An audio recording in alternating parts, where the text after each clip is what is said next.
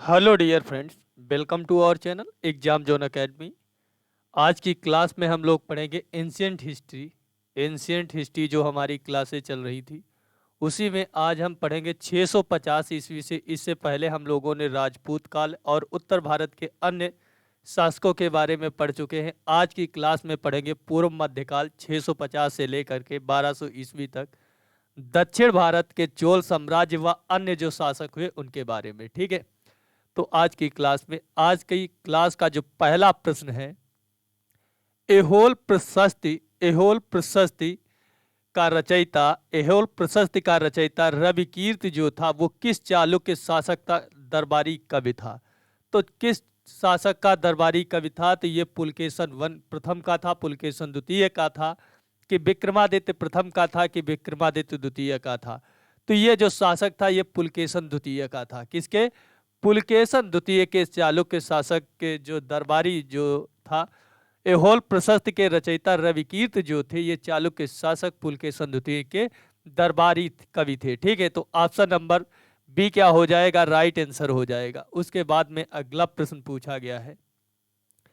अगला जो प्रश्न पूछा गया है, बादामी में दुर्ग का निर्माण करने तथा बादामी को राजधानी बनाने का श्रेय किस चालुक्य शासक को जाता है? तो बादामी में जो जिसने राजधानी बनाई थी, किसने बनाई थी? राजधानी जो बनाई थी वो पुलकेशन प्रथम ने बनाई थी। किसने बनाई थी? पुलकेशन प्रथम जो था उसने बादामी को अपनी राजधानी बनाई थी। ठीक है, यहाँ पे दुर्ग का निर्माण करवाया और उसके बाद में उसी को अपनी राजधानी घोषित किया, तो उसका नाम था पुलकेशन प्रथम। ठीक है, तो option number A right answer हो जाएगा। अगला प्रश्न पूछा गया है, किस चालुक्य शासक ने थानेश्वर व कन्नौज के महान शासक हर्षवर्धन को नर्मदा नदी के तट पर परास्त किया और दक्षिण बढ़ने से रोका था? तो ये किस शासक ने इन्हें परास्त किया था? तो पुलकेशन द्वितीय जो था। कौन था? पुलकेशन द्वितीय जो था उसने क्या किया था? चालुक्य जो शासक थे, जो आपके थानेश्वर व कन्नौज के महान शासक हर्षवर्धन को नर्मदा नदी के तट पर परास्त किया और इसे क्या दक्षिण भारत बढ़ने से इसे रोका था। तो ऑप्शन नंबर बी क्या हो जाएगा? इसका राइट आंसर हो जाएगा। अगला प्रश्न पूछा गया है, चालुक्यों और पल्लवों के बीच सबसे लंबे समय तक चलने वाले संघर्ष का आरंभ किसने किया था? तो इसका जो चालुक्य और पल्लवों के बीच जो सबसे लंबे संघर्ष जो चलने वाला था, इसका जो आरंभ है ये पुलकेशन द्वितीय ने किया था। किसने? पुलकेशन द्वितीय ने। पुलकेशन द्वितीय ने हर्षवर्धन को पराजित किया था। हर्षवर्धन को नर्मदा नदी के तट पर इसने पराजित किया था। ठीक है, और इसके समय पे जो एहोल प्रशस्ति के लेखक कौन थे? एहोल प्रशस्ति के लेखक जो थे वो इसके दरबारी कवि थे, उनका नाम था रविकीर्त। क्या था? नाम था रविकीर्त था।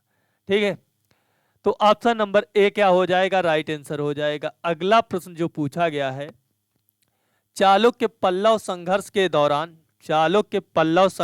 दौरान किसने पुलकेशन द्वितीय की हत्या कर वातापी पर कब्जा कर लिया और वातापी कोंडा की उपाधि धारण की थी? तो वातापी कोंडा की जो उपाधि धारण की थी वो नरसिंह वर्मन प्रथम, जिसे मामल्य भी कहते थे। क्या कहते थे? जो नरसिंह वर्मन प्रथम था इसने क्या किया था? ये आपका पल्लव शासक था और इसने पुलकेशन द्वितीय की हत्या की। उसके बाद उसने वातापी पे कब्जा कर लिया और यहाँ पे क्या है, और अपने आप को वातापी कोंडा की उपाधि से विभूषित किया। तो ऑप्शन नंबर बी क्या हो जाएगा? इसका राइट आंसर हो जाएगा। अगला जो प्रश्न पूछा गया है, किस चालुक्य शासक ने चेर चोल पांड्य को हराया जिस कारण उसे तीनों समुद्रों बंगाल की खाड़ी, हिंद महासागर व अरब सागर का स्वामी कहा जाता था? तो इन सभी का जो जिसे स्वामी कहा जाता था उसका नाम था विक्रमादित्य प्रथम। क्या नाम था? विक्रमादित्य जो प्रथम था उसने चेर चोल और पांड्यों को हराकर उसने तीनों समुद्रों बंगाल की खाड़ी, हिंद महासागर और अरब सागर पर का स्वामी कहा जाता था। तो उसका नाम था विक्रमादित्य प्रथम। Option number C right answer हो जाएगा। श्रीलंका पर विजय प्राप्त करने वाला चोल वंश का सबसे प्रतापी राजा कौन था? तो चोल वंश का सबसे प्रतापी राजा जो था वो राजेंद्र प्रथम था। कौन था? राजेंद्र प्रथम था जिसने श्रीलंका पर विजय प्राप्त की थी। Option number B right answer हो जाएगा। उसके बाद में अगला जो प्रश्न पूछा गया है, पहाड़ी काटकर एलोरा के पहाड़ी काटकर पहाड़ी काटकर ठीक है, पहाड़ी काटकर एलोरा के विश्व विख्यात कैलाश मंदिर का निर्माण किसने कराया था? तो कैलाश मंदिर का जो निर्माण है ये किसने करवाया था? तो इसने राष्ट्रकूटों ने करवाया था। किसने? राष्ट्रकूटों ने करवाया था। राष्ट्रकूटों ने करवाया था। ऑप्शन नंबर बी क्या हो जाएगा राइट आंसर। देखो ये एग्जाम में कितनी बार पूछा गया, एसएससी 2002, 2003, 2002, सीपीओएसआई 2003, यूपीपीसीएस 2001, बहुत बार ये प्रश्न पूछे गए हैं। तो एलोरा के विश्वविख्यात कैलाश मंदिर का निर्माण राष्ट्रकूटों ने करवाया था। Option number B right answer हो जाएगा। अगला प्रश्न पूछा गया, निम्नलिखित में से किसने तंजौर में बृहदेश्वर मंदिर का निर्माण करवाया था? तो तंजौर में बृहदेश्वर मंदिर का जो निर्माण है वो राज राजा प्रथम ने करवाया था। किसने करवाया था? राज राजा प्रथम ने करवाया था। ऑप्शन नंबर बी क्या हो जाएगा इसका राइट आंसर हो जाएगा। अगला जो प्रश्न पूछा गया है, चालुक्य वंश का सर्वाधिक प्रसिद्ध शासक था। तो चालुक्य वंश का सबसे जो प्रसिद्ध शासक था उसका नाम था पुलकेशन द्वितीय। कौन था? पुलकेशन द्वितीय था। Option number D right answer हो जाएगा। अगला प्रश्न पूछा गया है, निम्नलिखित में से कौन सा शहर चोल राजाओं की राजधानी थी? तो अभी मैंने बताया था चोल राजाओं की जो राजधानी थी वो तंजौर थी। क्या थी? तंजौर थी। ठीक है, तो option number B right answer हो जाएगा। अगला प्रश्न पूछा गया है, पांड्य साम्राज्य की राजधानी कहाँ थी? पांड्य साम्राज्य की राजधानी थी वो मदुरै थी। क्या थी? मदुरै थी। मदुरै थी। तो ये मदुरै जो है ये क्षिप्रा नदी के किनारे है। किसके नदी के किनारे? क्षिप्रा नदी के किनारे मदुरै पड़ता है। Option number B right answer हो जाएगा। अगला प्रश्न पूछता है, राष्ट्रकूट साम्राज्य का संस्थापक कौन था? तो राष्ट्रकूट जो साम्राज्य जो था उसका संस्थापक दंतिदुर्ग था। कौन था? दंतिदुर्ग था। Option number A right answer हो जाएगा। अगला प्रश्न पूछा गया है, निम्न राजवंशों में से किसने श्रीलंका एवं दक्षिण पूर्व एशिया को जीता था? तो दक्षिण पूर्व एशिया को जीतने वाले कौन थे? वो चोल थे। कौन थे? चोल थी। Option number C right answer हो जाएगा। अगला प्रश्न पूछा गया है, विरूपाक्ष मंदिर का निर्माण किसने किया था? तो विरूपाक्ष मंदिर का निर्माण जो है वो चालुक्यों ने किया था। किसने किया था? चालुक्यों ने विरूपाक्ष मंदिर का निर्माण किया था। ठीक है, option number A right answer हो जाएगा। अगला जो प्रश्न पूछा गया है, पल्लवों की एकाश्मीय रथ मिलने का स्थान कौन सा है? तो एकाश्मीय जो रथ जो मिला है पल्लवों का वो महाबलीपुरम से मिला है। कहां से मिला है? महाबलीपुरम से मिला। Option number C right answer हो जाएगा। होयसल की राजधानी का क्या नाम था? तो होयसल की राजधानी थी वो क्या थी? देवगिरी थी। क्या थी? होयसलों की जो राजधानी थी वो कौन थी? देवगिरी थी। ऑप्शन नंबर बी क्या हो जाएगा? राइट आंसर हो जाएगा। अगला जो प्रश्न पूछा गया है, महाबलीपुरम में जो एक मुख्य नगर है वह कला में किन शासकों की रुचि को दर्शाता है? तो ये पल्लवों की दर्शाता है। किसकी दर्शाता है? पल्लवों की।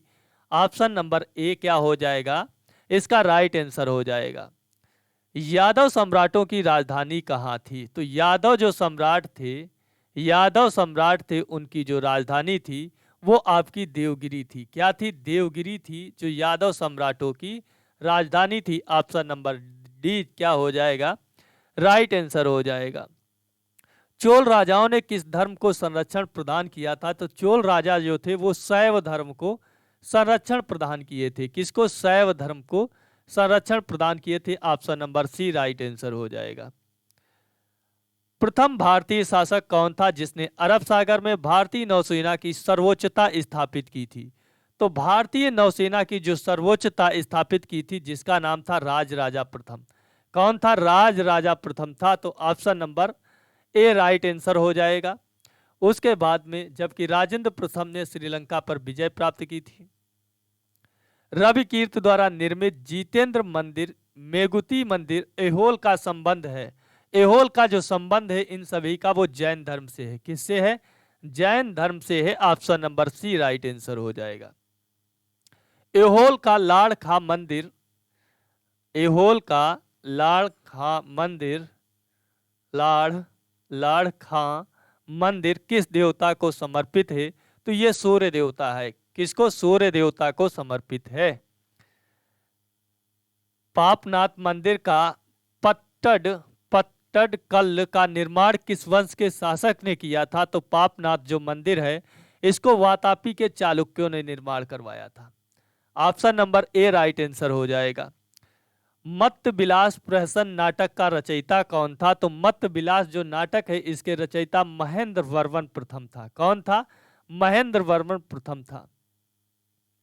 विचित्र चित्त मत्त विलास आदि उपाधि धारण करने वाला पल्लव शासक कौन था? तो ये पल्लव शासक जो था इसका नाम था महेंद्र वर्मन द्वितीय।